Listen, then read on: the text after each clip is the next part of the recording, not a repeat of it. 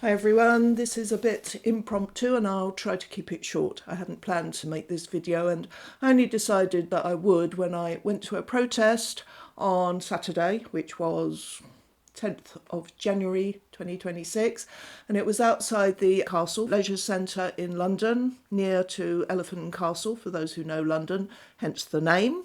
And the protest was in support of a lady called Miranda Newsome. I'm Miranda Newsome, and I'm kind of a whistleblower. But apparently I blew my whistle a little too loudly. Who was a very frequent user of the gym in the leisure centre, which, by the way, isn't a private one. It's owned and run by the local council, the London Borough of Southwark, and it allows men to use the female changing room. Shameful. Men in women's spaces is one of our main problems, one of the main bones of contention with the gender loonies. I've talked about it loads. About a year ago, I dedicated an entire video to it. One thing that has changed since then is that we have had a Supreme Court ruling clarifying the meaning of the words woman and man in the Equality Act 2010, which is the relevant law. The judgment makes clear that service providers can lawfully exclude people of one sex from spaces where it is a proportionate means of achieving a legitimate aim such as privacy, decency and safety. From this report in the Telegraph, we learn that Miranda entered the female changing room at the gym one day and saw a man washing his hands in there. It says, this was not the first time she had noticed men using women's facilities, and she'd emailed the centre previously to complain, to no avail. However, on this occasion, she refused to remain silent. She approached him, and by the sound of it, she was a lot nicer, a lot kinder than he deserved. I met Miranda for the first time at the protest, and she comes across as such a gentle soul. She's nothing like me, I can tell you that much. She's also nothing like the nasty man she found in the female changing room. And she's certainly nothing like the impression given in the false account he gave of her behaviour, which I will leave you to read for yourselves. It beggars belief. The link to the Telegraph article is, of course, below. But to take a step back, she's quoted in the article as saying she'd spotted him in the female changing room the previous week and had been too nervous to say anything, which is exactly how I would be. However gobby I may be, or perceived to be, when I'm in my safe space here, or when I'm outside but surrounded by other turfs. It's easy to be gobby when you know you've got that kind of support. But if I were on my own in a female changing room and saw a bloke in there, the idea of challenging him is genuinely scary, and I can't tell you how much I admire Miranda for doing so. Apart from what he said, which you can read about if you want to, the man started filming her. Bloke filming woman in female changing room. It doesn't sound good, does it? But it's okay with Southwark Council, apparently. And from her speech at the protest, we also learnt that he had asked her about her immigration status. Miranda hails from North Carolina originally, but she's been in this country for over 25 years. We can only speculate as to whether he would have dared to ask such an impertinent question had Miranda not been white, and if he had, whether her complaint about him would have been received differently by Southwark Council, whose response was to suspend Miranda's membership for a year, not only from that gym, but from 7 other council-run gyms across the borough as well. Again, it's like Sandy Peggy's case against one Dr. Upton and NHS Fife. A woman, an ordinary woman, just like any of us ordinary women, says she doesn't want to strip off in front of a strange man or see him strip off in her female designated changing room, and the authorities punish her. When I first heard about what happened to Miranda, I didn't think I could feel any angrier about it. And when I heard there was to be a protest outside the centre in support of her, I was certainly going to go to it.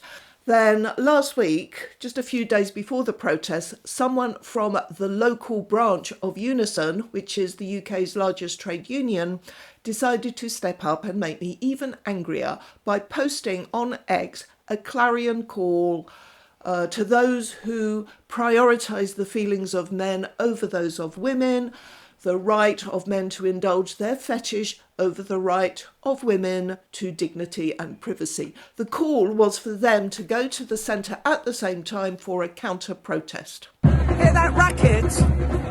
When I saw Unison on Twitter asking people to come and protest the right of women to have a single-sex space, I asked them if they were bringing an argument with them or had they just come to drown out our voices.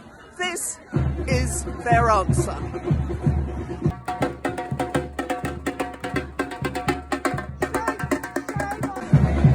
Just a bloody racket. I recalled reading a newspaper report by Susan Dalgetty on Unison's National Women's Conference early last year, and I dug it out. Look it up. Right, quote. One delegate said, "The atmosphere was so toxic that even abstaining would have been noticed. Many of the delegates are working class women in frontline public service jobs. Their fear of dissension reveals their very real fear of losing the protection of their union. Seeing what has happened to Sandy Peggy makes women frightened to risk the real-life consequences of dissent." Dissent from what exactly? From voting for a motion which was passed at the conference, a motion that started with a lie. Trans women are women and trans men are men. I mean, don't be so silly. It's not 2017 anymore. You're going to have to do better than that. Quote, "All our LGBT plus comrades must be respected." Got that? Must be respected. I mean, how Orwellian is that? Some bloke wants to take his dress off in your changing room, ladies. You will respect him. As a woman who doesn't want to see a bloke take his clothes off in the female changing room, is Miranda Newsome entitled to respect? No, of course not. She's only a woman after all. Quote, "Women's rights are not diminished by trans people having more rights. Rights are not in finite supply. And women have a vested interest in standing alongside our trans comrades." How thick do you have to be to believe that? If you allow a man, whatever he identifies as, into a single-sex space, you are removing our right to that single-sex space. It becomes a mixed-sex space. You remove the right to dignity, privacy and safety as specified in the Supreme Court ruling. If you don't understand why single-sex spaces matter to women, ask your mother or your grandmother or any woman whose brain hasn't been shrunk by being immersed in gender ideology. There were a load of us there on Saturday and a few of the other sort on the counter-protest. And shame on you, particularly, lady. Shame on you. You want to check them? I don't want to check. I don't want to see men's genitals. That is the entire point. No, we want to get them out. No, we want men's genitals out of the changing rooms. How is that so hard to understand? You are vile. Footage courtesy of the very vile and legendary Venice Allen. Look, the only interest women have in standing alongside men like Dr. Upton up in Kirkcaldy and the men who use the women's spaces in the gyms owned by Southwark is avoiding punishment, suspension, disciplinary action, perhaps losing their livelihoods in the full knowledge that their union will side with the entitled pervy blokes. The most exciting part of the motion is the call to produce a myth busting fact sheet to counter the idea that an increase in trans rights would mean a decrease in the rights of others. I would love to see that. How on earth could they spin this one? Perhaps I could make a video about it.